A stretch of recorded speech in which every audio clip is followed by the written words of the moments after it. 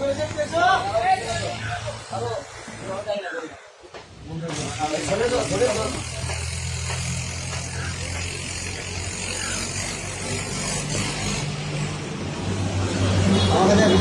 সব দেখেছি। ভিডিও করছিস তো? হ্যাঁ, আমি করেছি। এই যে ফাঁকা অংশটায় মা তারার পাদুকা ছিল, সেটাও নিয়ে গেছে। এখানে বাবার ঘর ছিল, এখানে শ্রী নারায়ণ মূর্তি পড়ে আছে, এখানেও আমার রেকাবি ছিল। এই দেখুন, এখানে 4টে সোনার টিপ ছিল। এই হাতের মধ্যে, এই হাতে কঙ্কন ছিল, গলার মধ্যে সোনার চেন ছিল। এখানে আমার চাঁদির 2.5 ভরি পৈতা ছিল, সেটাও নেই। এই ঠাকুরের গলাতে চাঁদির একটা বালা ছিল, সেটাও নেই। সেগুলো সব ব্যাগরা পার্টি বা হিরোইন কোড তারাই সব চুরি করেছে। যেগুলো আমাদের নাম দেওয়া আছে সেগুলো আনুমানিক নাই, সেগুলো শিওর।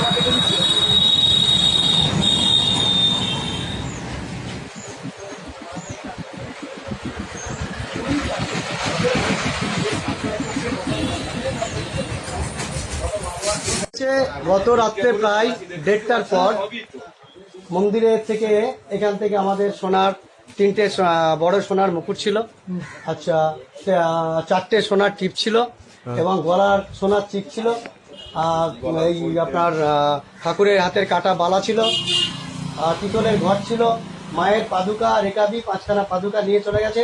এমনকি যে আমার রূপার যে একটা পৈতা ছিল, পৈতাটাও নিয়ে চলে গেছে। এখানকার যে ব্যাগরাখোর ছেলেগুলো, তাদের মধ্যে 3 জনের নাম আমি অলরেডি পুলিশকে দিয়েছি।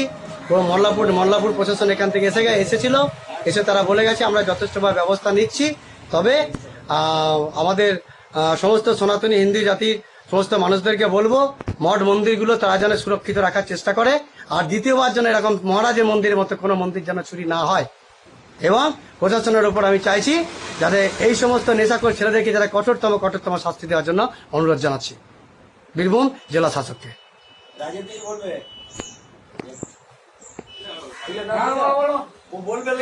এখানে আছে আমাদের 3টে ছেলে, একটা হচ্ছে বাবাই সাহা, দুবাই সাহা এবং বিজয় মুখার্জি, আমাদের একটা স্থানীয় ছেলে। এই 3টের উপর আমাদের ঘন সন্দেহ। তারা এখানে যত রকমের চুরি চামারি যা হয়, সাইকেল থেকে, মোটর থেকে, বাড়ির গহনাপাতি এবং বাসন থেকে সব ওরাই চুরি করে। ওদের যে গ্রুপটা আছে 8-10 জনের, তারাই করে। ওদেরকে ধরলে A to Z সব যত মল্লাপুরে চুরি হয়েছে সব ওরাই করেছে। আর হিরোইন সাপ্লাই করছে, ওরা হিরোইন সাপ্লাই করে বিক্রি করছে, এবং আমাদের যারা ইয়ং জেনারেশনকে নষ্ট করে দিচ্ছে ওরা। এটার জন্য অনুরোধ করবো বীরভূম জেলা শাসককে, তারা যেন যথাযথ ব্যবস্থা নিয়ে তাদের কঠোরতম যেন শাস্তির ব্যবস্থা নেন।